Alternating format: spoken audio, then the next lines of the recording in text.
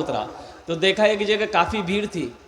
हो एक मोटरसाइकिल पे 3 नौजवान आ रहा था और इतना खूबसूरत सब नौजवान था, तो गाड़ी रुक गई, भीड़ थी, जाम लग गया था। तो पता ये चला कि एक्सीडेंट हुआ है। तो भाई उतर कर देखने वालों की भीड़ लग गई कि देखे तो सही एक्सीडेंट कैसा हुआ। बोला बड़ा खतरनाक एक्सीडेंट हुआ है, 2 लड़के की हालत ऐसी थी वो यूं समझ लिए खत्म हो गया। मोबाइल इधर बिखरा पड़ा है, किसी का हाथ इधर बिखरा पड़ा हुआ है, किसी का जिस्म पे कपड़ा नहीं है। कुर्बान जाओ नौजवानों, जिंदगी का कोई भरोसा है क्या? ये नौजवान लोग घर से सोच कर निकला था कि हम घर लौट नहीं पाएंगे, हम घर लौट कर नहीं पाएंगे, हम रास्ते ही से हॉस्पिटल पहुंच जाएंगे? किसी ने सोचा था? आज तुम्हें फुर्सत नहीं है, मोबाइलों से फुर्सत नहीं है, गानों से तुम्हें फुर्सत नहीं है, म्यूजिक से तुम्हें फुर्सत नहीं है, व्हाट्सएप से तुम्हें फुर्सत नहीं है, फेसबुक से तुम्हें फुर्सत नहीं है, तो कुरान पढ़ोगे कब? कुरान पढ़ोगे कब? अजय देखिएगा, जब बच्चे हाफिज कुरान बन जाते हैं तो जलसा सजाया जाता है, उस बच्चे की दस्तारबंदी होती है। देखे हैं? अरे बोलो नहीं हो जी, धक्का मारी मारी बोला बोले, मारा धक्का बोल ले, मारा धक्का बोल ले।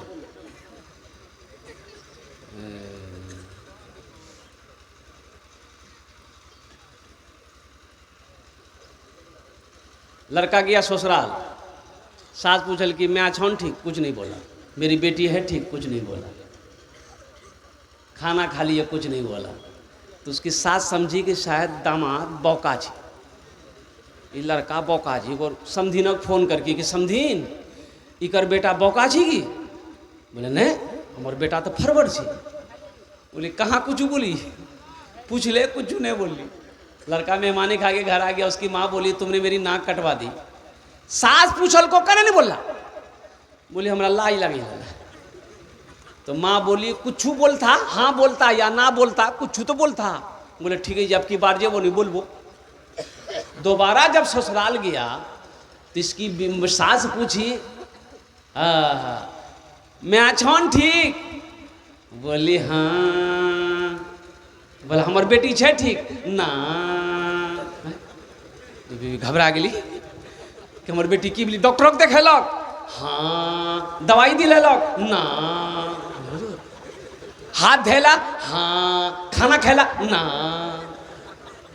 कुछ हमू बोलो, कुछ तो हो बोला, खाली हमें बोलो। हमें व्हाट्सएप से फुर्सत नहीं है, फेसबुक से फुर्सत नहीं है। कुरान पढ़ेगा कौन? कुरान पढ़ेगा कौन? किसी का बेटा वकील बना हो, डॉक्टर बना हो, प्रोफेसर बना हो, मास्टर बना हो, इंजीनियर बना हो, साइंसदान बना हो, आपने देखा है कि जलसा सजाया गया हो और डॉक्टर साहब के सर पे पगड़ी बांधी गई हो? देखे हैं? वकील साहब के सर पे, प्रोफेसर साहब के साथ में नहीं देखे होंगे। लेकिन एक हाफिज कुरान के सर पे पगड़ी बांध दी जाती है, एक आलिम दिन के सर पे पगड़ी बांध दी जाती है। आखिर इसकी वजह क्या है? तो पता ये चला कि एक ठेला चलाने वाले का बच्चा, एक ठेला चलाने वाले की बेटी हजरत कारी हसन साहब के मदरसे में पढ़ती है। एक बच्चा मदरसे में पढ़ता है, बाबू उसका डगरवा चौक में ठेला चलाता है। हाफिज कुरान हो गया, हजारों लोगों को जमा किया गया, जलसा सजाया गया, अल्लाह के वलियों के हाथों से उसके सर पे पगड़ी बांधी गई। इसकी वजह क्या है? तो पता ये चला, कुरान ये पैगाम देता है, कुरान का ये मैसेज है कि लोगों सुनो, जो मुझसे मोहब्बत करता है, जो मुझे सीने में उतार लेता है, जो मुझे तिलावत करता है, हम उसको जमीन से उठाकर आसमान की बुलंदी पे पहुंचा देते हैं। बात समझ में आ रही है? सहरा में, जंगलों में, बयाबान में पढ़ो, सहरा में, जंगलों में, बयाबान में पढ़ो। मीनार गिर पड़े हैं तो मैदान में पढ़ो, मीनार गिर पड़े हैं तो मैदान में पढ़ो। ये बेखबर नजूमी तुम्हें क्या बताएंगे, कल होने वाला क्या है ये कुरान में पढ़ो, कल होने वाला क्या है ये कुरान में पढ़ो।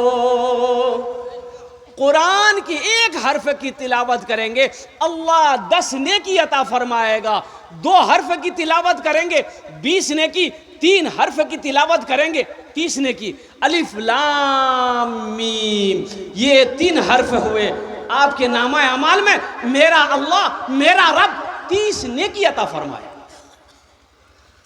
इंशाल्लाह पढ़ेंगे, अपने बच्चों को कुरान पढ़ाएंगे, अपनी बेटियों को कुरान पढ़ाएंगे। हम तो कहते हैं कम से कम अपने बच्चे को मौलाना वली रहमतुल्लाह अलैह खान का मुंगेर उड़ीसा में एक जलसे में थे, 4 साल 5 साल पहले की बात है। 50,000 का मजमा था।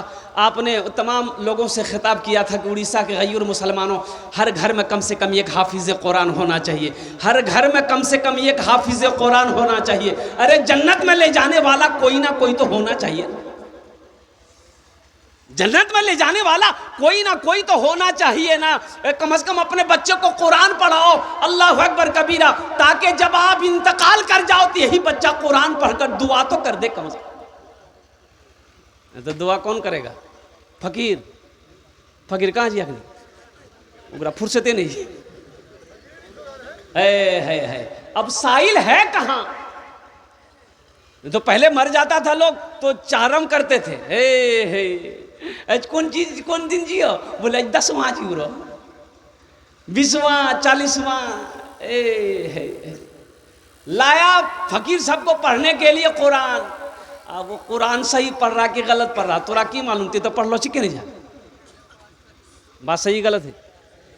अरे ते पढ़ लो रहा बात तक नहीं पकड़वा हो।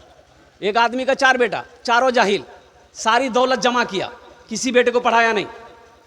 मौत का वक्त आया, ज़ारो कतार रोने लगा तो बेटे लोग जमा हो गए। बाबा कहने का नहीं जा, बोलिए बेटा हमें दौलत का मैलान, सब कुछ कर लान बेटा, लेकिन आखिरत के लिए हम कुछ नहीं कर पाए। बेटा कब्र के लिए कुछ नहीं कर पाए, ना नमाज पढ़ी, ना रोज़ा रखा, ना सदका ज़कात दिया, ना मदरसा बना पाए, ना मस्जिद बना पाए। बेटा सोने का ढेर सिर्फ मैंने बनाया, ना तुम लोगों को पढ़ाए। अफसोस इसलिए है कि कब्र में मेरा क्या होगा, अल्लाह के यहाँ क्या होगा, मैं क्या जवाब दूंगा। तो बेटों ने कहा कि बाबा कानो मत, हमरा से छीन। बोला तोरा से ये तक छा, वहाँ की है थी ठोकैया जो बनता।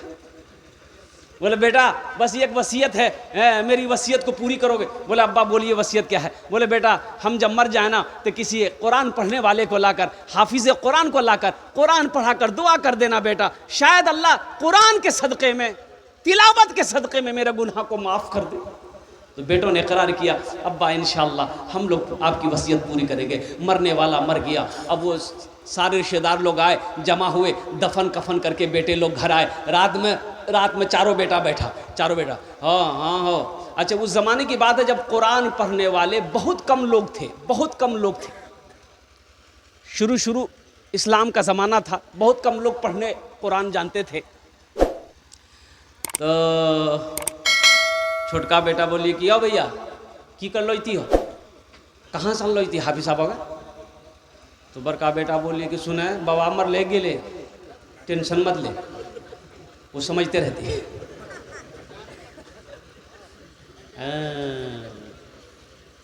खेला देखिएगा ना, जैसे ही आंख बंद होगी ना फिर खेला देखिए ना। आंख जब तक खुली है सब है, आंख जब तक खुली है सब है, और जैसे ही आंख बंद हुई सब